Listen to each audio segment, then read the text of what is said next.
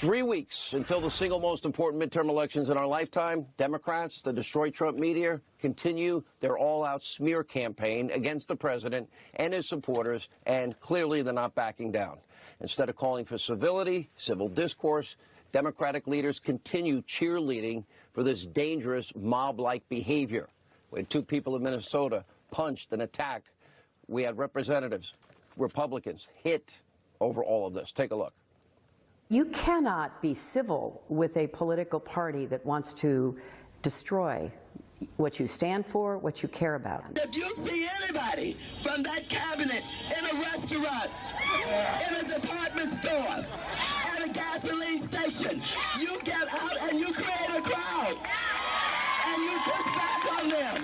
And you tell them they're not welcome anymore, anywhere. Please don't just come here today and then go home. Go to the Hill today. Get up and please get up in the face of some Congress people. Michelle says that, when they go low, we go high. No. When they go low, we kick them. If you had to be stuck in an elevator with either President Trump, Mike Pence, or Jeff Sessions, who would it be? Does one of us have to come out alive? Been very clear on this program. If this type of rhetoric continues, it's not going to end well. So tonight, the political climate is at a fever pitch. We've seen violent protests in major cities all across the country, Portland, New York.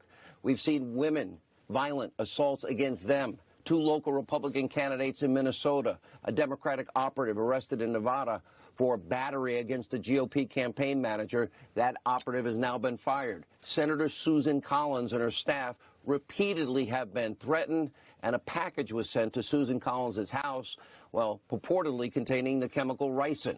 Other Republicans have been stalked, harassed all over the country, run out of restaurants, chased down in airports, and much more. Watch.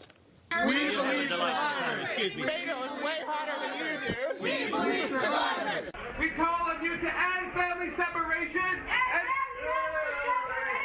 and abolish ICE. Why did you leave my husband alone? Why are you separating families? Why did you leave my husband alone? I'm not trying to disrespect you, but why is he separating families? He's not. I'm not trying to disrespect you. I'm not trying to disrespect you. This kind of mob-like behavior has got to stop before somebody gets hurt, as Rand Paul has said, or worse. Violence, intimidation, unacceptable in this country. Our problems, well, you have a chance to solve them all at the ballot box in 19 days. That's why I'm down here in Florida, because Rush and I both believe we're in a political climate unlike any other time in recent history. And guess what? There's never been a greater urgency to speak out collectively to continue the agenda that's been working for 2 years or reverse course. Fundamental principles we believe in, due process, presumption of innocence, that's at play. The economy's in play. Peace and prosperity. National security is in play. The country is at a tipping point in more ways than we can even begin. So without further ado, we are in the studios of Rush Limbaugh. First, I want to congratulate you. 30 years talk radio, the king of talk radio, and going stronger than ever. It's amazing. It really is. I'm enjoying it as much as I ever have, if not more so. I get more thrills from it. I get more satisfaction from it than I've ever had. If you would have told me 30 years ago, or even 40, when I was dreaming of all this, that by the time I reached 65, that it would be more competitive than ever, that I would be more involved than ever. I thought 65, well, you got left to prove. You phone it in, you take it easy, you go to the beach, do a couple hours a week, and that's it, like Johnny Carson did. I can't imagine not doing this. And I think largely because of you, as you just laid out, we are seriously at a tipping point. I don't know, I worry, I don't know how many people actually are aware of how close we are to losing our country as founded. There's always going to be an America, but what is it going to be? And it really is at stake. And I've been trying in I don't know how many ways to explain to my audience why it's different now than it was 15 years ago or 20. And I do it by trying to analyze who the left is, what they have become. I'm naive in many ways. And I might take a little objection to Rush being naive. You tell me if this is naive. Yeah. I look at what happened during the Kavanaugh hearings. You just described Ricin and the stuff to Susan Collins. We looked at the literal mob behavior that was inspired, bought and paid for by the Democrat Party. The media encourages it. In my naive world, that behavior would secure the biggest landslide defeat a political party has ever had. In a sane world where decent people are the majority, that would be rejected out of hand. It wouldn't even be considered relevant. And the people of this country would want to get rid of that as quickly as they could. But yet, it may be close to 50% of the country. I don't think it is, and I hope not. But the fact that it continues to survive, I've evolved a bunch of theories to explain it. And I really think, by the way, interrupt any time with a question. No, I don't. You're doing great, Rush. I really think that all of this, or the vast majority of it, still, Sean, revolves around one of the age-old arguments that left versus right has had, and that is role of government in our lives. Now, the people on the left, I read some of Jim Garrity at National Review about a month ago now, and it just struck me because I think it's dead on. I'm going to paraphrase what he said. He said what has happened in his view, and I endorse this, I think, even more than he did. I think it's a bigger point than he made it. These people on the left that you've described, the mob behavior, is really a series of psychological disorders that have taken over politics. We have politicized psychological disorders to the point now that they have become the objective of the Democrat Party, solving all of these disparate, separate psychological disorders, having the government do it, basically determine outcomes and get even with oppressors, the founding majority of the country. That's what we're dealing with. And if we don't define this properly, we're never going to be able to oppose it. If we consider this stuff legit, which it isn't. That kind of behavior is not legitimate. We don't want a country based on that kind of... We don't want people winning elections based on mobs and violence. We don't want... Think if that happens. If they win the election based on this kind of behavior... We'll get more of it. Exactly right. But here's what we got. What do decent people do? Decent people do not spend all day trying to figure out how to battle this. Decent people are living their lives. We've got perversion, indecency, corruption up against what used to be called normalcy. You got Hillary Clinton. We can't be civil unless you give us power back. Eric Holder. Well, they go low, we kick them. Right. Maxine Waters. If you see them, create a crowd. You know, go tell them, follow them into department stores and grocery stores and gas stations. You're not wanted anywhere anymore. And we saw Pam Bondi and Secretary Nielsen, and we saw Sarah Sanders, Ted Cruz and his wife Heidi, Mitch McConnell. I think Rand is right. Somebody's going to get hurt here in the end.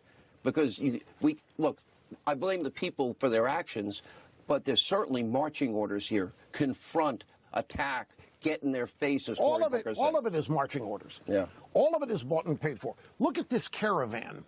Suppose that, where is it? Honduras, Guatemala, wherever it's coming. It doesn't matter where it's coming. Somebody's paying for this. Where are these people going to the bathroom? Who's feeding them? I mean, you look at 2,000, 4,000 people.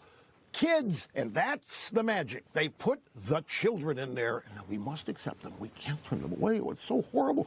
Trump is separating. It's all designed, and it's all designed to flood the zone during the election. We've got this. We've got worried about the Fed raising interest rates to try to jam down the economy.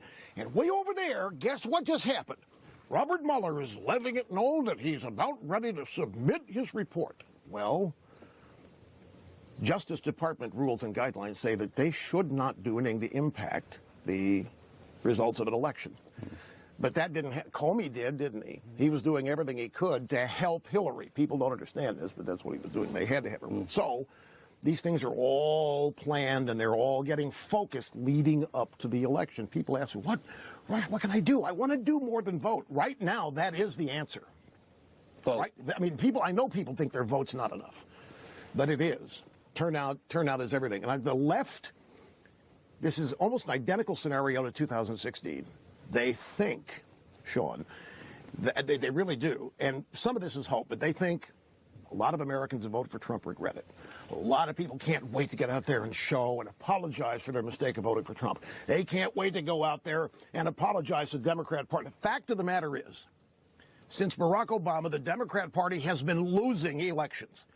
Starting in 2010, midterms, Tea Party, all the way up to 2016, the Democrat Party has lost 1,200 seats, national, state, local, if you count all the way down to dog catcher. They've lost it. They have the least amount of electoral political power in Washington since the 20s.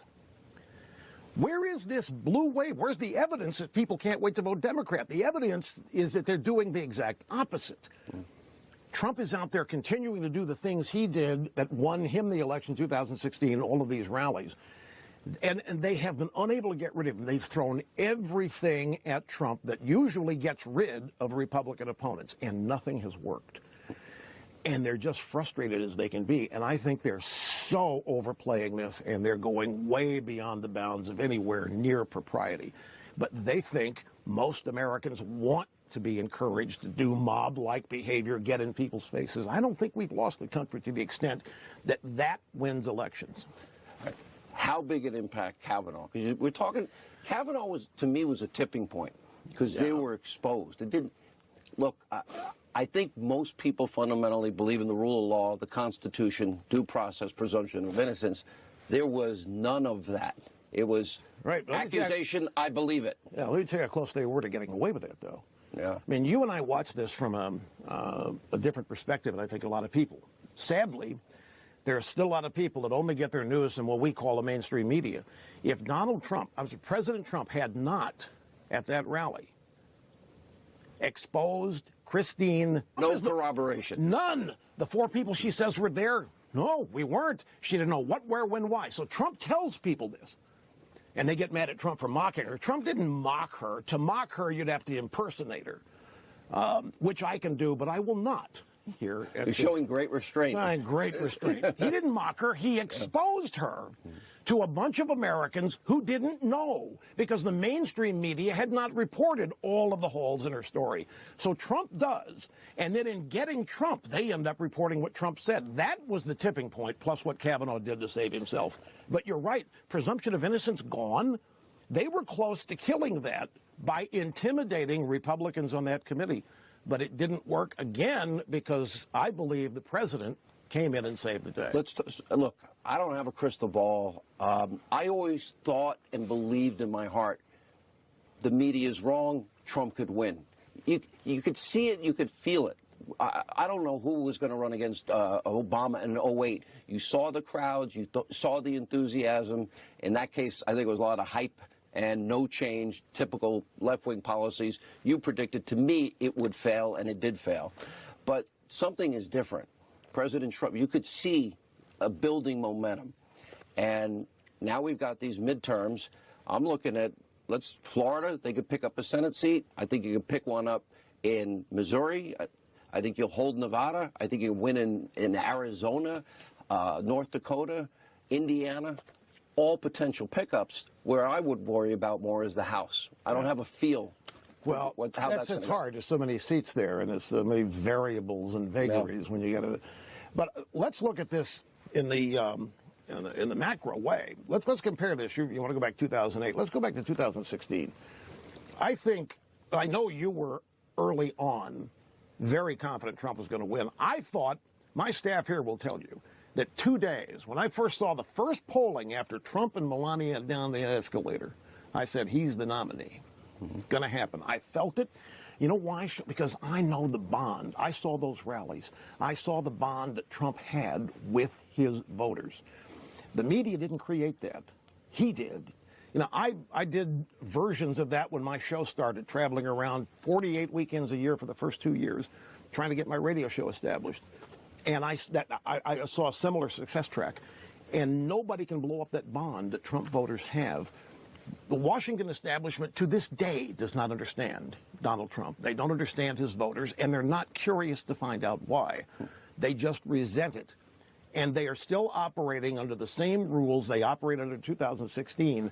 The parallels are identical here. They think in 2016 Hillary's going to win. Massive landslide. They're measuring the curtains. Hillary's planning all these things. The deep state guys back then are confident nobody's going to ever know what they did. Their jobs and their careers are going to be safe. Struck, stroke, smirk, and all these clowns, McCabe, safe. Then Trump comes along and wins. They're shocked. They're stunned. They couldn't believe it. Same thing now. They think they've won the House a month ago. It's in the can. They're just waiting for the calendar and the days to go by when all of their own polling data shows this so-called generic ballot blue wave shrinking and shrinking. Dramatically. Now you find less confidence in all of the reporting about the blue wave. So now we've got the caravan. They tried Capitol. Look at all these October surprises. Feinstein tried one. Pocahontas. Elizabeth Warren. How about this, folks? We used to be judged by the content of our character. Now it's the content of our DNA. Is that what the Democrat Party... Talk about bastardizing Martin Luther King. She bombs out. Feinstein bombs out. Right.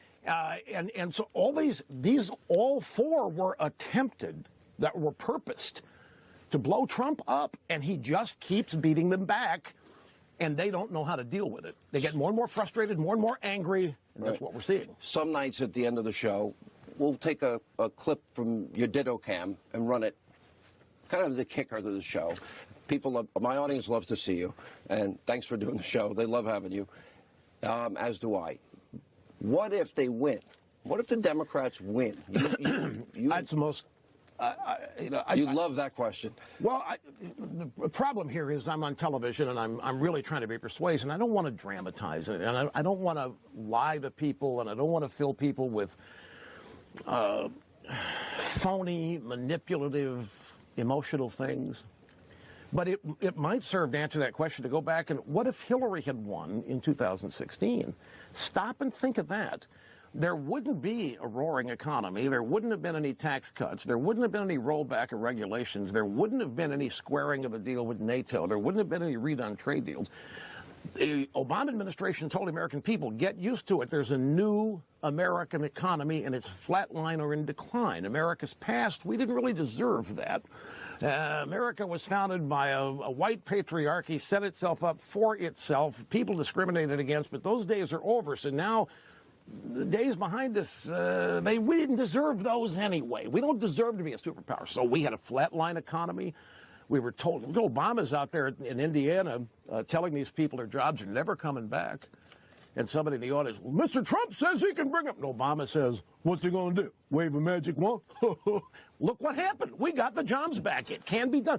They don't even want to make America great. They resent the whole idea of America becoming great. They resent the idea of America as a superpower running the world for good. We're the good guys. They don't think so.